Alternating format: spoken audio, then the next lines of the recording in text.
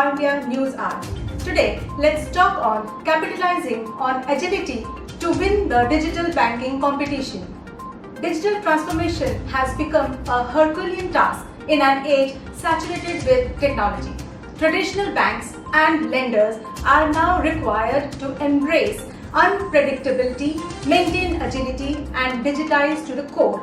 This signifies the need for a new approach to the banking industry. Now, the question arises, how to drive consumers to choose a neobank?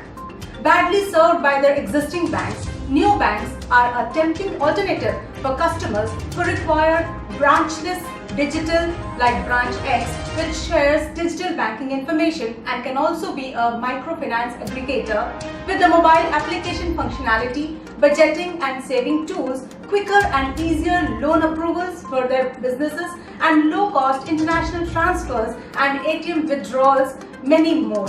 However, few banks in India are running successfully by appointing the agencies for banking correspondence. In the coming days, neobanks are going to gain traction as the banking industry is in the path of consolidation. Instead of 20-odd small banks, consolidation will pave the way for bigger and larger entities which can compete globally. Neobanks also need to establish revenue sources that can be diversified over time.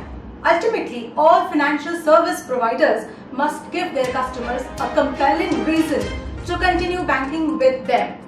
However, it is evident that these changes need to be made incrementally with careful consideration and choosing the technology that will support digital transformation. Cloud technologies can play an important role and help legacy players that are in the process of migrating to the cloud overcome challenges with application modernization, data centralization and security. Emerging technologies such as artificial intelligence and cloud computing have empowered organizations to ride the data explosion wave, fueling by rising mobile and internet penetration to drive business insights and disrupting the entire financial sector. Let's see to today's headlines in War India. HPE Discover 2020 virtual experience addressed top customers, partners and alliances.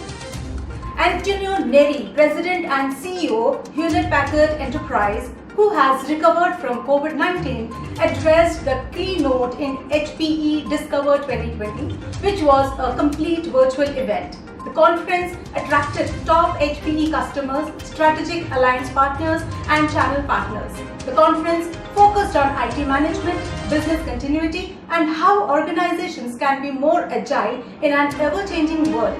Antonio spoke about HPE's strategy, which is from edge to cloud platform, and said it is time to move to the new age of insight.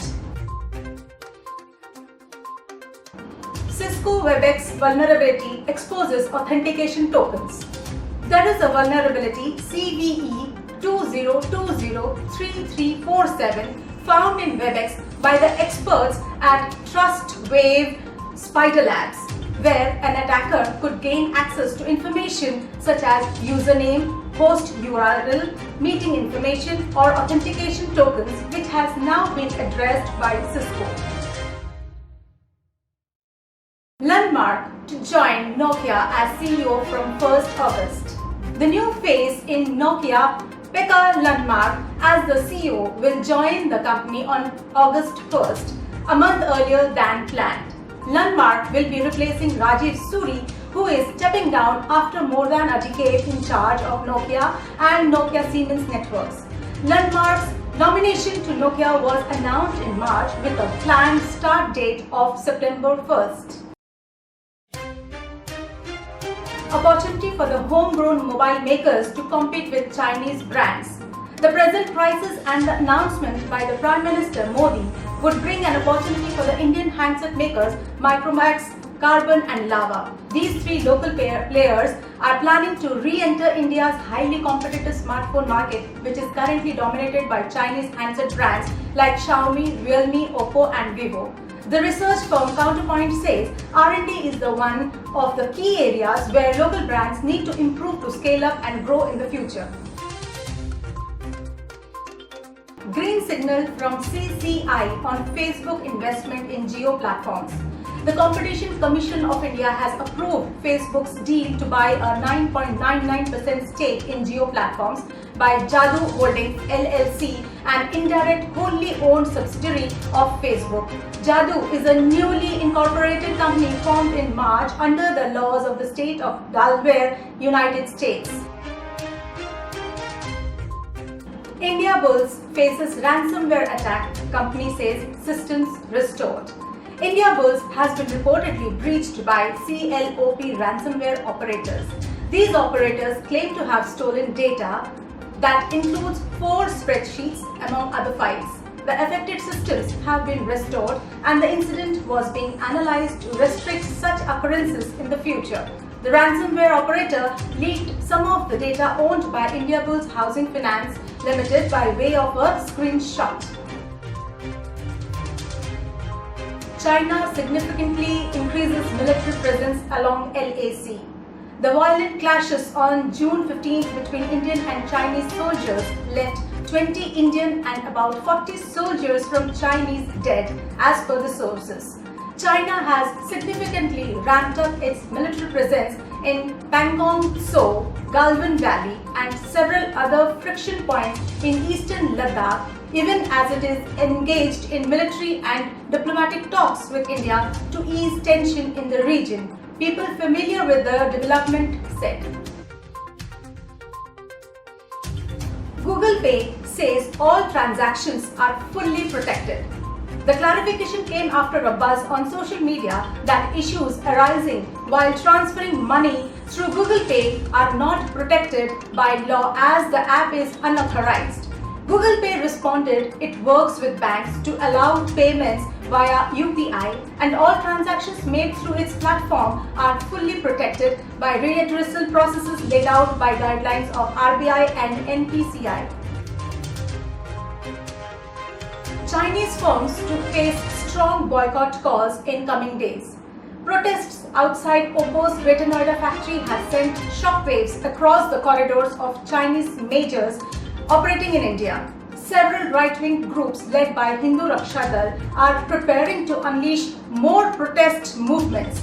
As the Chinese continue their aggression at the border, we will continue to protest against Chinese firms. The volunteers are now gearing up for a public awareness campaign which will involve door-to-door messaging and protest gatherings. Generic Remdesivir approval will limit COVID-19 death rate in India. According to news, the domestic pharma giants Cipla and Hetero have received the Drugs Controller General of India's approval to launch generic versions of Remdesivir for COVID-19 treatment under the brand names Cipremi and Covifor respectively. Cipla did not disclose the price for Cipremi 100 mg vial, although it is expected to be priced close to rupees 5,000 to 6,000, that is 65 to 80 US dollars per vial, like Hetero's Covifor 100 mg vial. Finally, according to a report, 82% Indian organizations are hit by ransomware in the last 6 months, which is a 15% increase from 2017. There is a rise of streaming services, on-demand viewing and the battle for consumers' attention are transforming the role of the video service provider before our eyes.